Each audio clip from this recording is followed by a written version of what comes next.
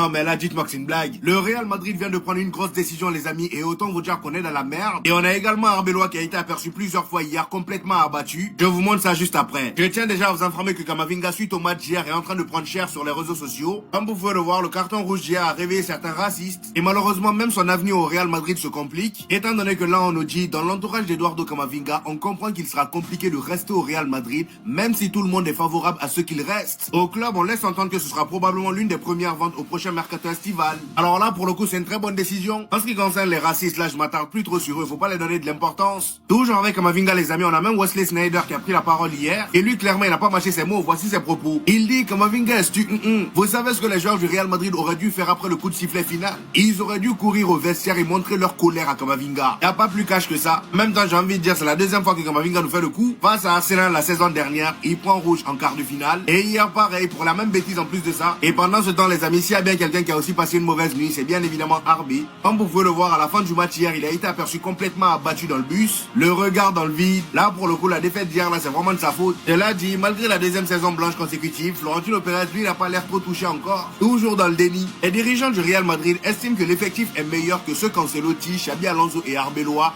en ont tiré. Donc, l'effectif du Real Madrid actuel ne devrait pas trop bouger au mercato estival. Florentino Pérez, s'il te plaît, déjà qu'on est saoulé, viens pas monter nos tensions. Viens pas monter nos tensions, t'as intérêt à faire un Rémi Ménage. Avec tout ce qu'on a vu cette saison, tu viens de dire que l'effectif n'a pas de problème et que c'est les coachs qui n'ont pas fait le taf. Tu te fous de nous. Non, mais là, faut qu'on en parle, c'est pas normal ce qui s'est passé hier. Commençons déjà par cette vidéo et regardez attentivement le comportement d'Arda Güler. Imaginez être en train de faire le match de votre vie et pendant ce temps, il y a un de vos coéquipiers qui rentre sur le terrain pour tout gâcher, faire n'importe quoi, se prend un carton rouge. Imaginez un peu la détresse dans laquelle vous serez. C'est exactement ce que Arda Güler vivait ici. Regardez bien ce qu'il va faire jusqu'au bout. Là, il part parler à l'arbitre pour essayer de le raisonner et on voit bien qu'il est à fond plus que tout le monde. Il essaie de raisonner l'arbitre, mais l'arbitre ne l'écoute pas. Il essaie de parler au deuxième arbitre. Lui aussi l'envoie balader. Regardez.